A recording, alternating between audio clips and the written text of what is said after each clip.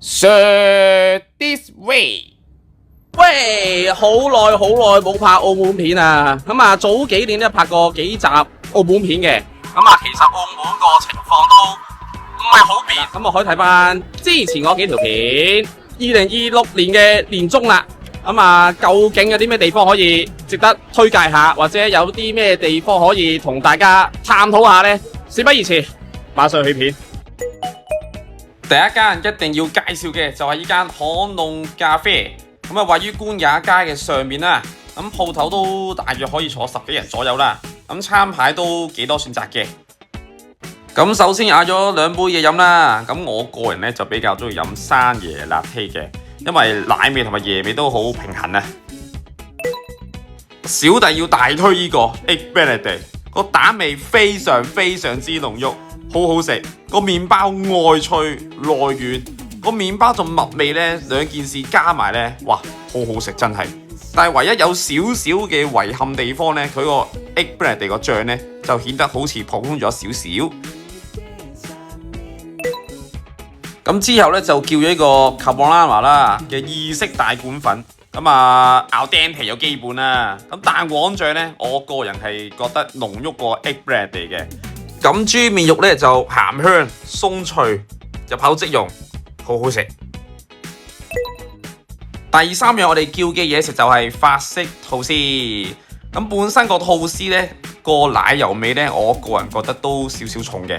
連埋啲楓糖一齊食呢，我覺得都幾好食。有啲似之前去台灣食嗰個吐司。有興趣自己睇翻啦。吐司都易入口啊，食落唔算油膩嘅，我個人都幾中意食。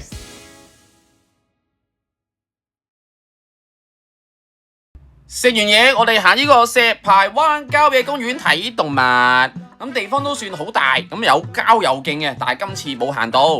究竟有啲咩動物睇呢？充滿好奇心嘅鴕鳥，咩事啊？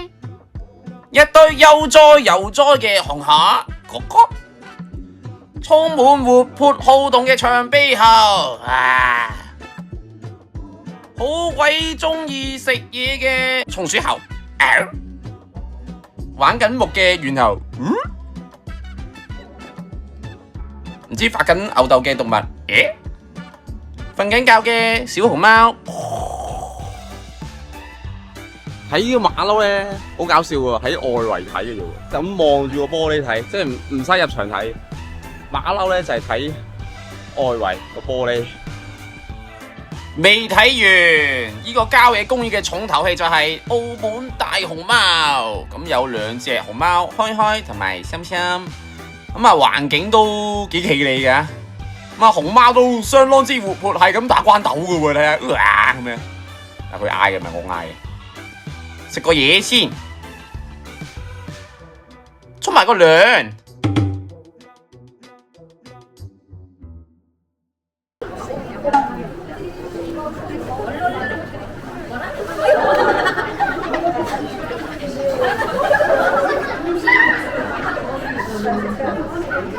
我都話撲硬噶啦，你而家信我咧？仲未？咦？咩啊？撲街啦？唔係啩？哎呀！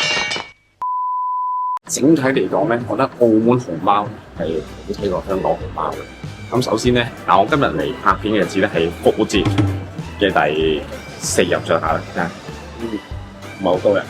係啦，熊貓活潑啲，又可以睇六三波，又可以睇沖涼，都幾得意。睇落都有啲驚喜啊，估唔到。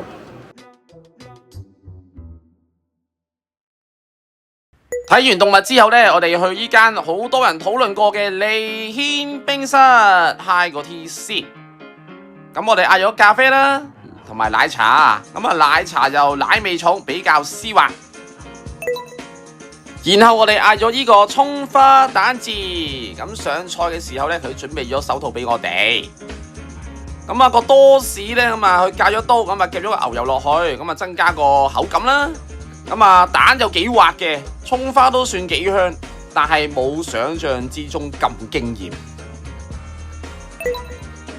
然後我哋叫呢個魔鬼西多士，2個字，好流，果然係魔鬼。咁啊，呢個多士名副其實係個朱古力嘅多士為主啦，有 Oreo 嘅餅碎啦、阿華田啦、嗰啲忌廉 cream 啦。咁啊，一個人食咧搞唔掂，要兩個人食。咁啊，多士之間有啲榛子醬嘅，咁可能朱古力味比較重啦，就食落就唔係好乾。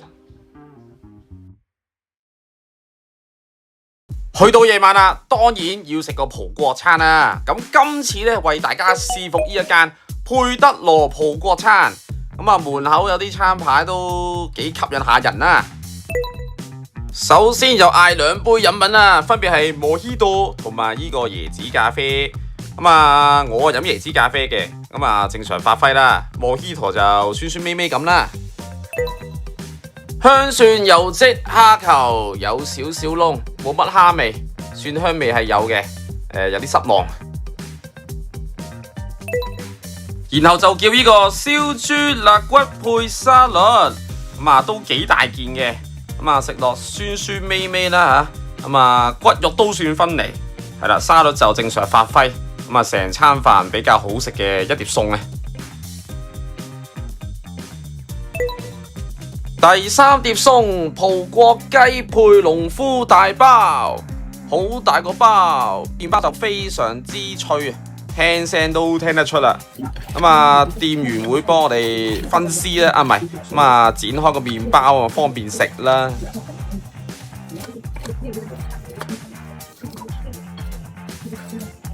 剪完之後，麵包開晒花。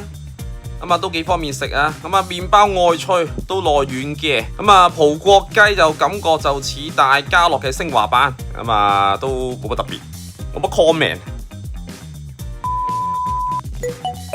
反正你都要俾錢噶啦。我個人係推介佩德羅隔離嗰間葡富軒。咁啊，我之前食過2次，我覺得好好食，但係今次拍片就冇食啦。呢個我上次用手機拍嘅鏡頭啦。咁啊，火焰橙酒班戟咩咕 fire 就係呢一個餸啊，都值回票價。咁啊，佢即場煮完之後咧，個橙味同埋個酒味咧係入晒個班戟度，好交叉好食。真係好後悔當時冇拍片。烤葡式鱈魚，咁啊，佢魚皮非常之脆，魚肉入味，撈埋啲油一齊食，好交叉好食。